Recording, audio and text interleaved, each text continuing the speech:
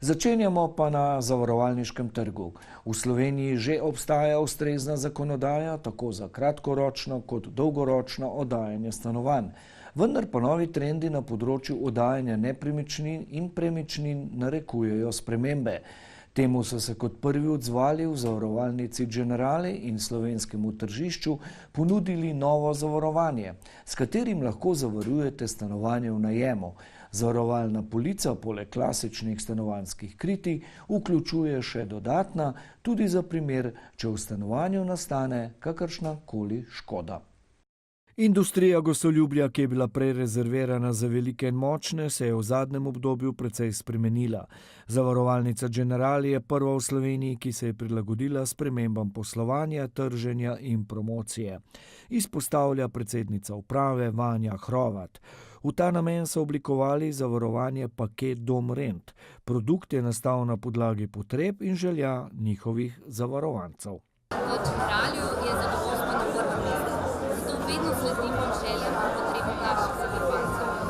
Tokrat se je izkazalo, da obstaja velika potreba po zavarovanju nepremičnin, ki se oddajajo v najem. Temu smo sledili, oblikovali smo produkt, imenuje se Paket Dom Rent. Ne vključuje pa samo zavarovanje nepremičnin, ki se oddajajo v najem, ampak tudi zavarovanje odgovornosti najemodajalcev. Novo zavarovanje je namenjeno tako lastnikom stanovanj kot stanovanjskih hiš, ki jih oddajajo v najem bodisi za nekaj dni, bodisi za vse leto. Predvsem gre za to, da je to zavarovanje krije 365 dni v letu. Ne pomeni, da je zavarovanje krije samo takrat, ko je stanovanje polno, ampak je zavarovanje za vse čas. Predvsem so tukaj najemniki, ki lahko s svojim bivanjem v stanovanju povzročijo škodo na nepremičninah, premičninah, tudi na skupnih prostorih, kar tudi ni zanemarljivo. Saj vemo, da v bloku je precej nerodno, če oddajaš stanovanje in tvoji gostje povzročijo škodo na dvigalu, stopnišču in tako naprej. In tudi to tukaj je zavarovanje. Stranke so vedno bolj ozaveščene, a Slovenci še vedno dajemo prednost zavarovanju avtomobila, pozabljamo pa na nepremičnine, kar seveda ni dobro, še dodaja prva dama Generalija. Na dogodku so govorili tudi o nekaterih drugih aktualnih temah povezanih z nepremičninami. Tako je glavna tržna inšpektorica pojasnila način, kako lastnik gostinskega obrata, če izpolnjuje zakonske pogoje, lahko oddaja tudi sobe. Ja, imate tudi to možnost. Ne potrebujete registracije, lahko delate kot sobodajalec. Ampak ta zakon obstaja že vrsto let. Samo ljudje ga niso želeli slišati, da obstaja.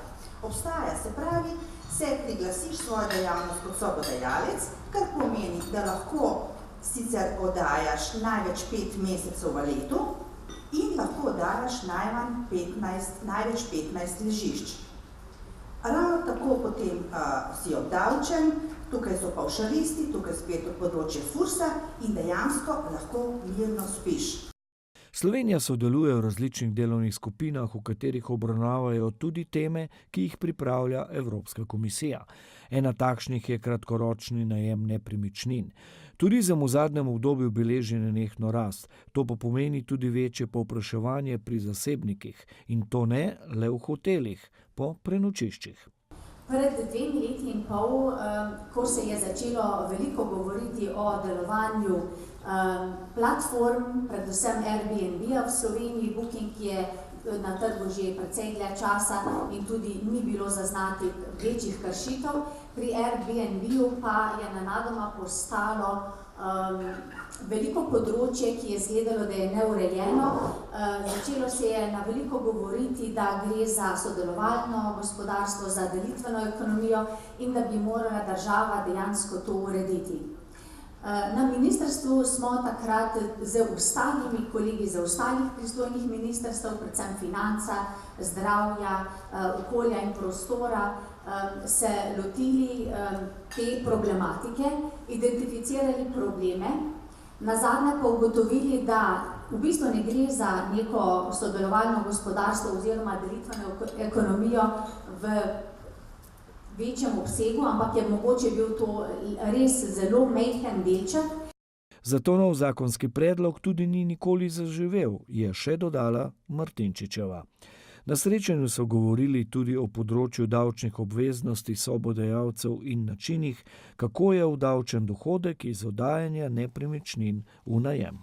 Ne glede na to, kako se fizične osebe registrirajo, več možnosti je že povedala gospa Grlič, imajo na voljo, ali to dejavnost opravljajo kot samostojni podjetniki ali kot sobodajalci, plačujejo dohodnino, prispevke za socialno varnost, turistično takso, pa tudi DDV. Razlika je recimo v zneskih pri prispevkih za socialno varnost. Sobodajalci so davčeni pavšalu, plačujejo okoli 27 evrov na mesec.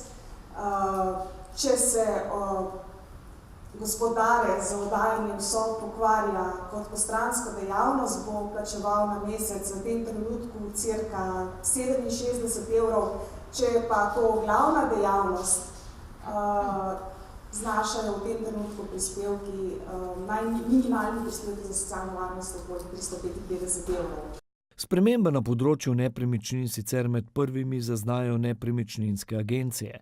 Direktor nepremičninske agencije Ljubljana Nepremičnine Predrag Todić je izpostavil, da je v Ljubljani veliko stanovanj praznih, ker lastniki ne najdejo zanesljivih najemnikov. Sodelujoči na Generalijevem zajtrku so se strinjali, da mora država ustvariti ugodne pogoje za oddajanje stanovanj.